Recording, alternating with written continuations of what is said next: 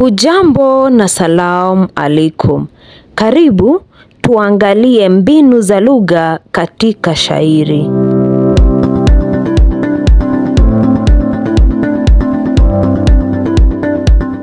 Mbinu za lugha. Mbinu za lugha katika mashairi tunaweza pia kuzirejelea kama mitindo lugha. Ni namna mbalimbali ambazo mshairi hutumia tamathali mbalimbali za lugha. Ni namna mbalimbali ambazo mshairi hutumia tamathali mbalimbali za lugha. Unakumbuka zile tamathali ambazo tulikuwa tukichambua katika novela na katika tamthilia. Hizo tamathali ndizo bado tunachambua katika mashairi. Katika mashairi tunaweza kupata mbinu za lugha kama vile tashbihi, kule kulinganisha vitu viwili ukitumia maneno kama, mithili ya na ja. Tunaweza kupata tashhisi ama uhaishaji, kufanya vitu ambavyo havina uhai viwe na sifa ya viumbe wenye uhai. Tunaweza kupata takriri, ule uradidi, kurudia. Tunaweza kupata sitiara, chuku, nahau, misemo, maswali balagha, methali. Tunaweza kupata mdokezo wa methali. Methali inaweza kudokezwa katika shairi ukajua hapa ni kama ni methali fulani inajitokeza, ni kama ni methali fulani inarejelewa. Tunaweza kupata utohozi, kuchanganya ndimi, hata na tamathali zingine nyingi za lugha. Katika makala yetu ya leo tutachambua mashairi mawili tuweze kutambua mbinu za lugha ambazo zimetumika katika mashairi haya. Shairi la kwanza tunalipata katika ukurasa 9 wa diwani ya Hodihodi Mashairi. Ukurasa 9. Kichwa cha shairi, nilifika mjini. Tulisome hili shairi kwa pamoja, na tunaposoma hebu jaribu kutambua tamathali za lugha, mbinu za lugha ambazo zimetumika hapa. Shairi nilifika mjini, mwandishi wake Timothy Arege. Nilifika mjini nikashangaa mambo yake, majengo marefu yashindanayo angani, lakini wapo wengi makao hawana.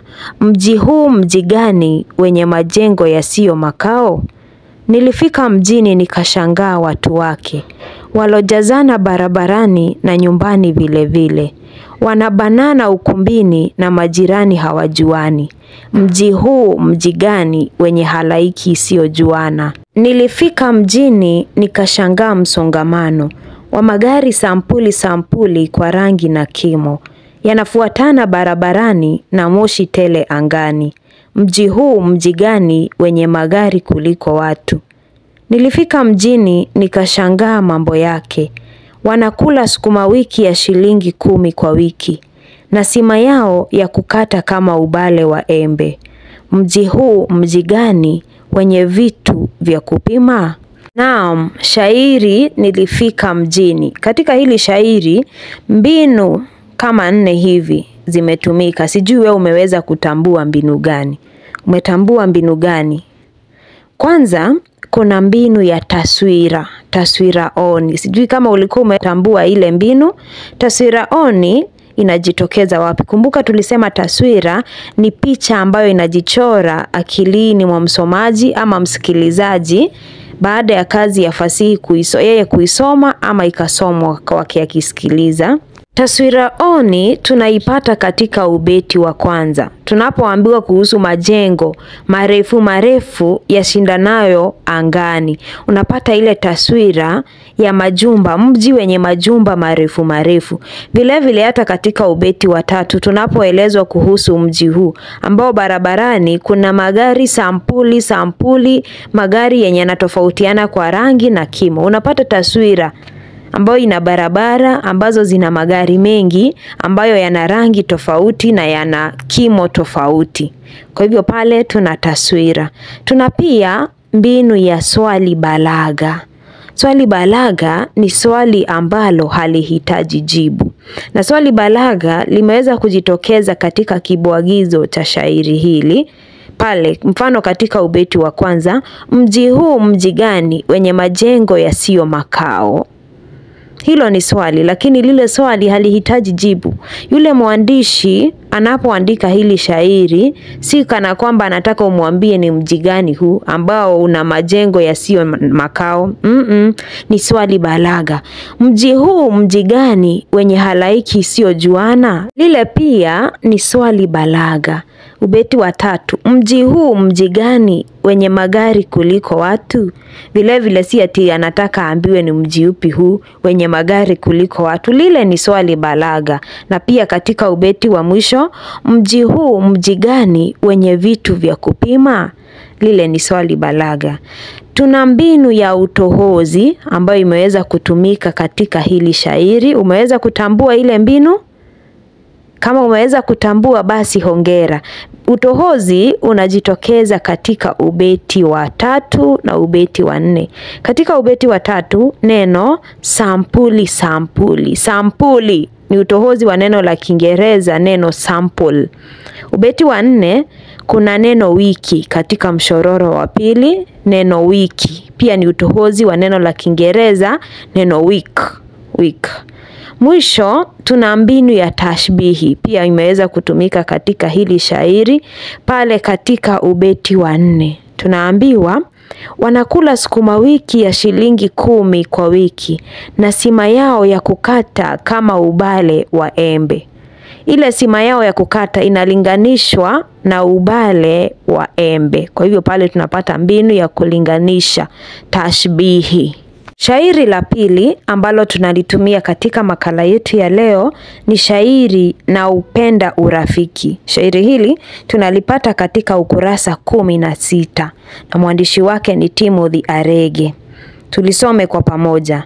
Na upenda urafiki bora si wa masharti, na heshimu urafiki si kushikana mashati, na tafuta urafiki uliojengwa kwa dhati.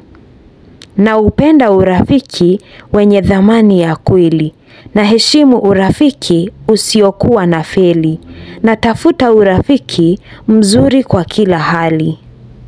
Na upenda urafiki wa kudumu maishani, na heshimu urafiki usonitia tabuni, na tafuta urafiki uletao tumaini. Na upenda urafiki wenye kumezea mate, na heshimu urafiki muema wakati wote, na tafuta urafiki kama wachanda na pete. Na upenda urafiki wala sio unafiki, na heshimu urafiki bora wenye kuwafiki, na tafuta urafiki wa kumbukumbu kubaki. Shairi na upenda urafiki. Mbinu zipi ambazo zimetumika hapa? Sijui wewe mwanafunzi umeweza kutambua mbinu zipi. Kwanza kuna takriri ama uradidi. Uradidi umejitokeza wapi? Naam, uradidi umejitokeza pale urafiki. Neno urafiki limerudiwa katika kila mshororo wa shairi hili. Hivyo basi pale kuna uradidi, neno urafiki. Mbinu nyingine ni utohozi. Kule kuswahilisha maneno. Mbinu hii imeweza kutumika katika ubeti wa 2 mshororo wa 2. Na heshimu urafiki usiokuwa na feli.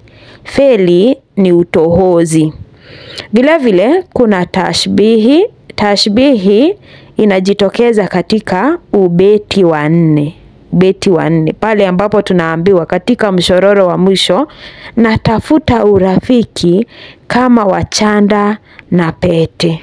Huu urafiki ambao huyu nafsi neni ama mwandishi alikuwa akirejelea, urafiki unalinganishwa na ule urafiki wa chanda na pete. Vile chanda huwa marafiki na pete hawaachani. Vile vile huu urafiki unalinganishwa na ule urafiki wa chanda na pete. Hivyo basi katika hili shairi tunapata mbinu ya uradidi, takriri ile, tunapata utohozi na tunapata tashbihi. Tumefika mwisho wa makala yetu ya leo. Natumai umeelewa na kwamba unaweza kuchambua mbinu za lugha katika mashairi. Tuonane tena katika makala mengine. Nimekuwa mwalimu wako, Mwalimu B Kamau M, na mpaka tutakapoonana tena, kwaheri.